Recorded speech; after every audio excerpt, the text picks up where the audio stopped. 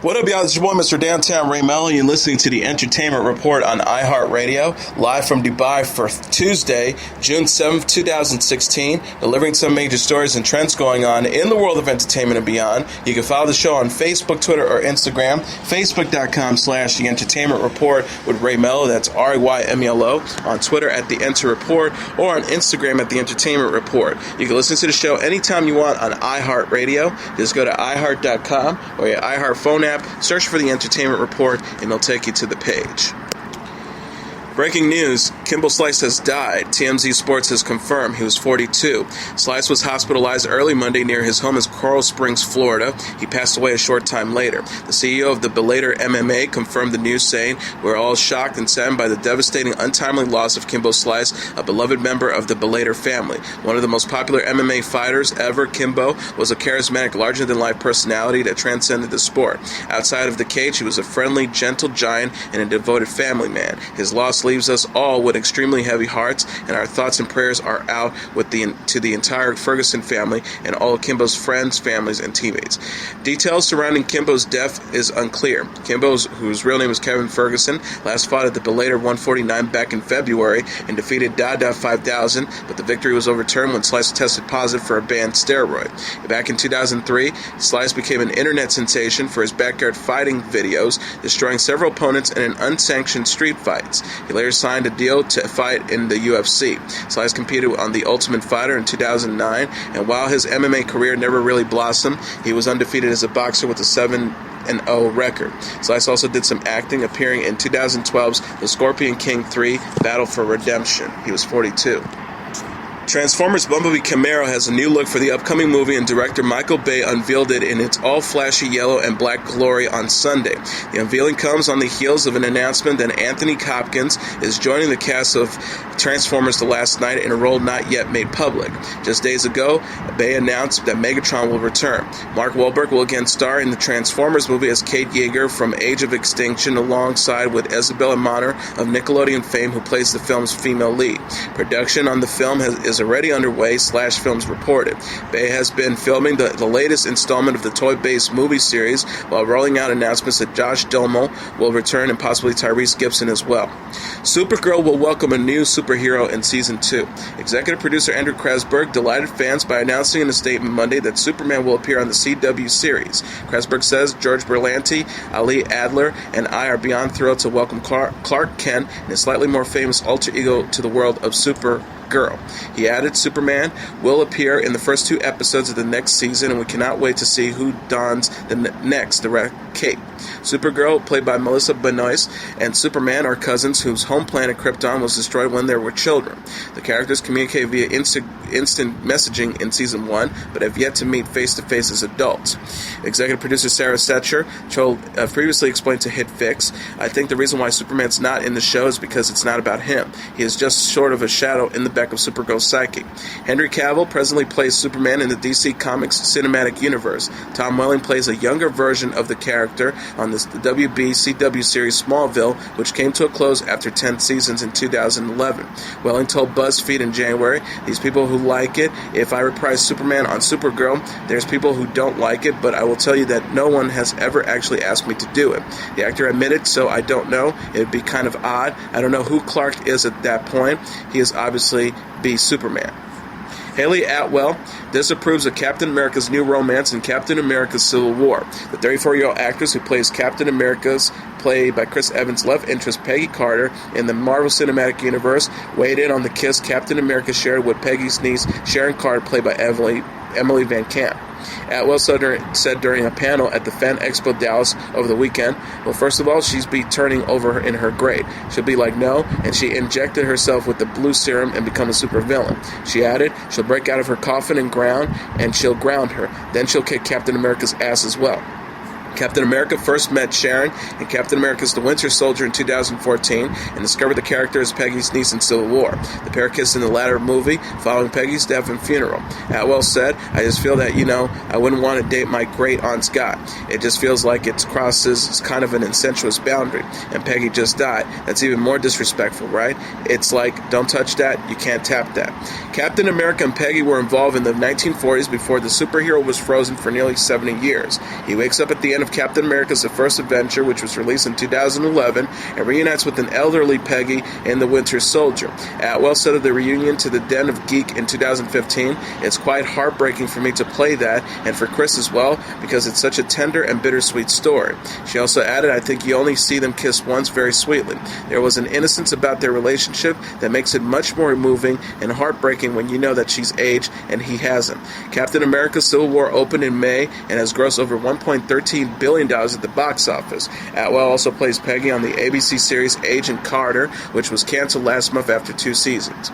And speaking of Chris Evans, he thinks Brie Larson would make a great Captain Marvel. The 34-year-old actor who plays Captain America in the Marvel Cinematic Universe voiced his support for the 26-year-old actress during a panel at Wizard World, Philadelphia, over the weekend. The star declared, "I love Brie Larson. We did a movie together back in 2009. We did Scott Pilgrim vs. the World. I cannot say enough about Brie Larson. I think she is phenomenal, and I really hope that happens." Larson was first linked to the project last week, with Variety reporting she is Marvel's first choice for the standalone film. Sources told Entertainment Weekly the actress is the likely choice and in early negotiations with the studio. In the comics, Captain Marvel, a.k.a. Carol Danvers, is an Air Force officer whose human DNA fuses with alien Kree genes. She develops a powerful human Kree physiology and is able to survive in and channel energy from space. Marvel Studio President Kevin Feige said in 2014, "Captain Marvel has gone by many names in the comics, has had many people who have inhabited that costume and used that power base. I want to make it very clear, this hero's name is Carol Danvers." He also revealed the character will straddle 2 worlds. Her origins are very much earthbound, but her adventures and power base comes from the comic realm. Feige will produce the Captain Marvel solo film, which opens in theaters March 8, 2019. Larson, who won Best Actress for Room at the Academy Awards in February, will next star in Kong Skull Island with Loki actor Tom Hiddleston.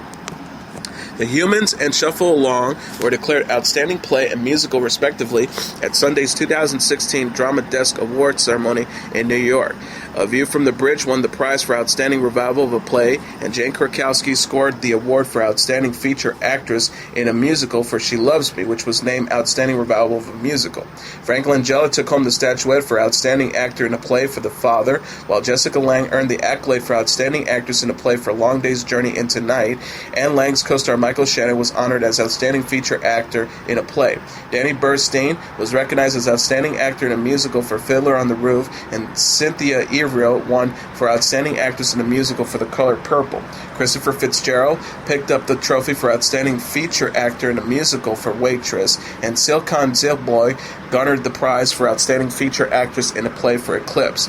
Hamilton, which is up for a record-setting 16 Tony Awards this year, won the 2015 Drama Desk Awards for Outstanding Musical, as well as 7 other prizes. The musical was recognized during its off-Broadway run before it transferred to Broadway, where it became eligible for the Tony nominations.